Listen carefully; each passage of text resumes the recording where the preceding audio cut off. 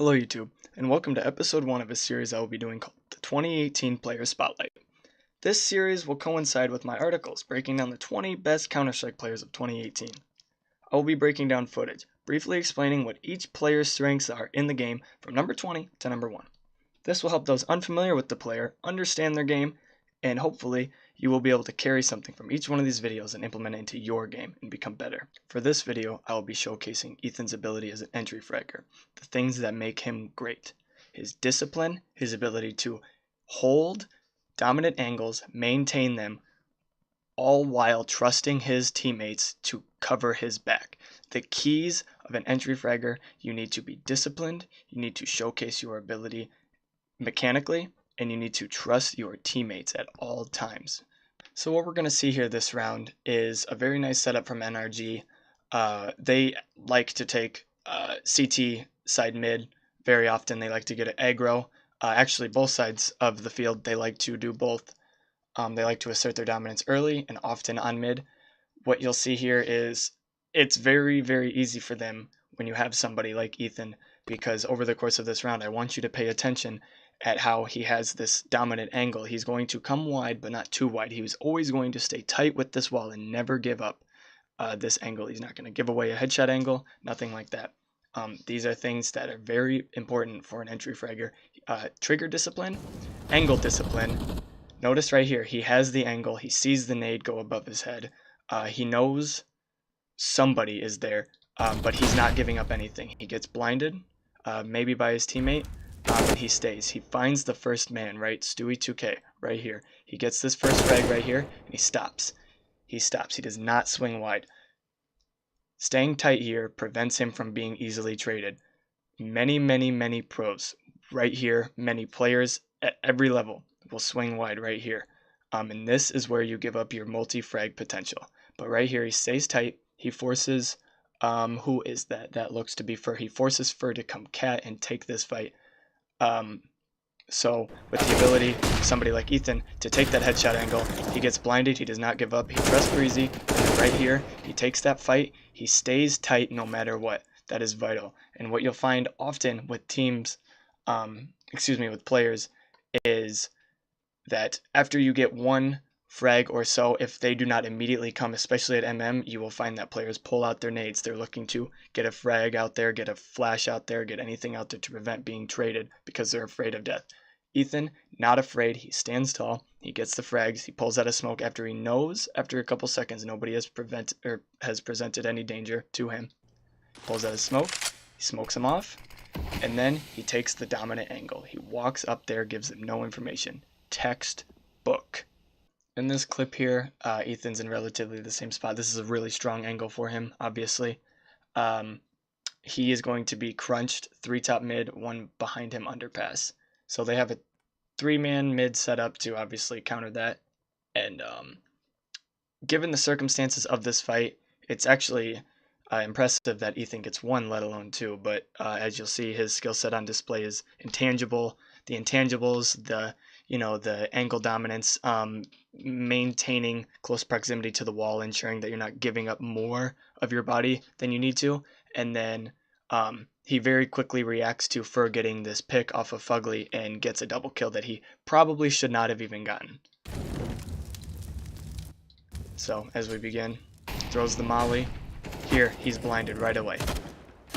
Breezy immediately trades him out, gets into a second fight, kills Coldzera, right? Fugly gets traded by Fur. Almost immediately turns around. Boom. Takes this fight. Right above him, that smoke persists. It's still there. He stays close to this wall. So should Fallen swing and try to get him, Breezy up top, ready, willing, and able.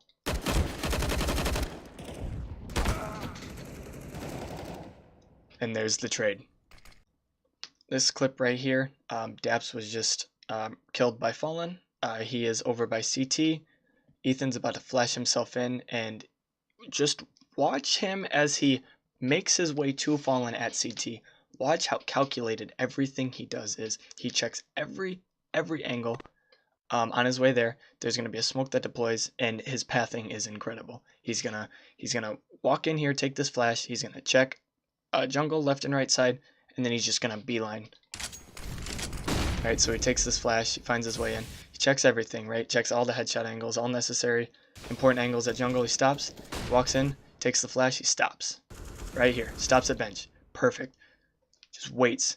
Quick second, right? Because not everything has to be done right now. Okay? Stewie gets that frag onto Fugly. Fugly does not make it out of Palace. So now he has multi-frag potential. He knows where info is. He knows one is CT. He knows one is A ramp. Here he goes. He's going to get this kill on Stewie, and then he's just going to quick shoulder peek this. This is textbook. Textbook. This is how you bait an op out. Perfect. Take the shot at the with no intention of hitting him, because if you can see him and you're going to hit him, you're dead, right? If you are shoulder peeking an op, this is something that happens far too often. If you shoulder peek an op and you can see him, you are dead. Very vital component. You do not shoulder peek with the intention of facing. You do not intend on seeing their full body. You want them to see your elbow, your shoulder, your knee. You do not want to give them full visibility. If you can see them, they can see you. If you are shoulder peeking an opper and you can see them in the flesh, you're dead, especially at this level. So he shoulder peeks, textbook, shoots at the wall, even scares them. You'll find that people take flashes like that. They'll take flashes, they'll look away from it, and they'll spray at the ground. They'll spray a few bullets up, and then they take the flash. It's to alert them. It's to get them scared, right? It's just a mind game. It's all what you prefer. So he takes that. Right there, he holds the angle. He doesn't go any further. He just stops because he has the dominant angle. He has Fallen. All he has to wait for Fallen is to either jump up on the ticket booth or swing wide. That is just a matter of whatever Fallen decides to do. At that very moment, when Ethan slides over and takes this angle, it is now his court. The ball is in his court. It is now up to Fallen. He's the one that has to trump Ethan because he has the dominant angle. Fallen decides to go wide as opposed to jumping up. Either way, the favorable matchup goes to Ethan. He wins the fight. Easy double kill. Excellent pathing. After Stewie gets that kill, you see he stops.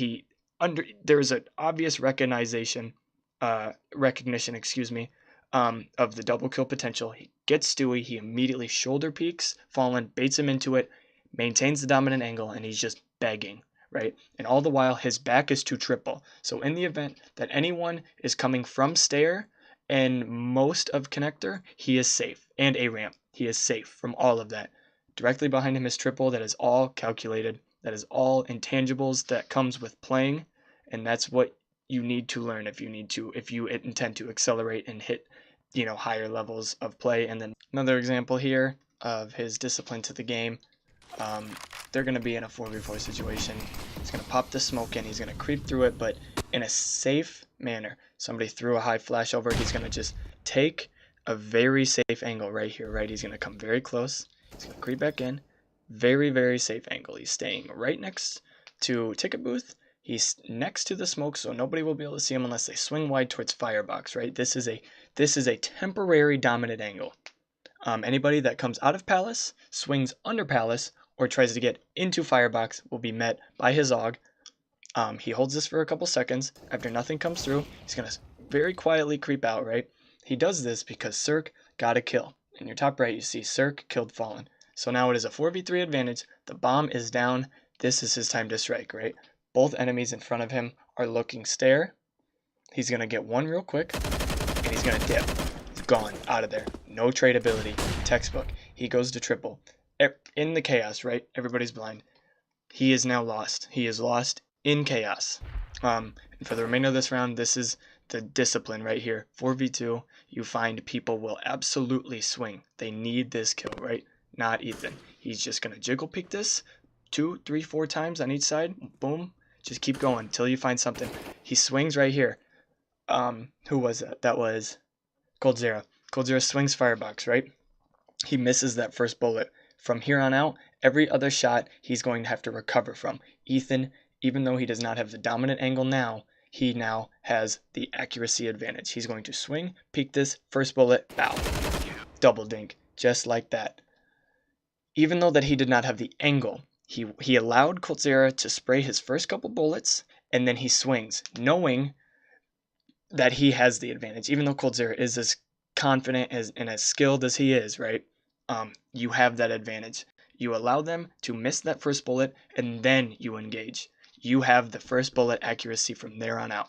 I just wanted to run over this clip again. I'm not really gonna talk over this clip this time. It's just, this is such a good clip of just showcasing the mechanical talent necessary for an entry fragger at a top level like this, as well as the discipline with, taking the angles, and he takes a very safe route to get to Z and stuff. So I just want, anybody who considers himself an entry, somebody who's trying to get better, like, this is a very good clip. So I'll just run it again, let it roll, no big deal. And here we go.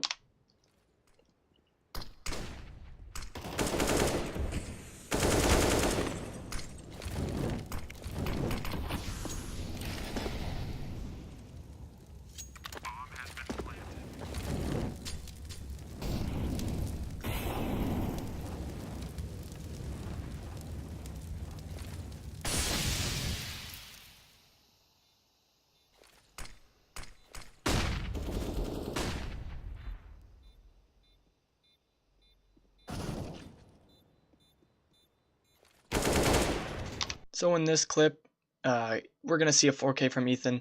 One through Squeaky on A here, and then he's going to find his way to Z, getting a frag off of a boost, and then he's going to come back to A and get 2 frags. I just wanted to present this clip because, for one, it's against a very high caliber opponent like FaZe, so just showcasing the skill set against top tier opponents. But what you'll find is, when he's getting these frags across all of this, it kind of ruins the communication between FaZe, right? Like, now you're not so sure where he's at, and when you have a rifler like this, especially being your primary rifle, when he's able to go across the map, whenever you give him the kind of loose strategy to run around and get frags over, multiple areas of a map, right? That just makes him all the more dangerous. It makes it hard to track. You'll find after he gets this kill, he's going to come to Z, and after he comes to Z up here, they're going to boost in, and he's going to take this frag, right? They're going to boost into, take mid, boom, there's that frag. He saw the second one up there, but at this point in time, right now, the info is called. Ethan was A, now on Z, right? So now it's time to decide, are we going to take A? FaZe takes A, and at this point, it's retake time, right? It's 4v3. It's time to get the advantage. The bomb is not down. It's time to strengthen that advantage. It's time to ensure that nothing can be had, right? Because if FaZe gets this bomb down, and then let's say they get this pick on Ethan, then all of a sudden everything is up in the air, right? So Ethan has dominant position. Daps is right behind him with no utility. Fugly's coming up truck probably to throw a flash, and then Circa's way behind just in case, right? So this is his opportunity to showcase his skill, get a kill right away, prevent the bomb plant. So here we go. He swings right at the same time that Rain is getting ready to put the bomb down, or Kerrigan is ready to put the bomb down, excuse me, and then Rain tries and comes and, follow it up after Kerrigan makes the call, hey, Ethan's rushing us, but at that point it's just too late, right? So that's going to do it for my player spotlight of Ethan of NRG. If you liked the video, please like, subscribe. Thank you for watching. If you want to maybe read the article that coincides with these videos I'll be doing, I'm going to have it in the description. I'm going to have all of the statistics that I compiled in my spreadsheet on Google Docs. I'm going to put that in the description too, so you can read up on that. So, thanks for tuning in, and I'll see you for number 19. Thanks, guys.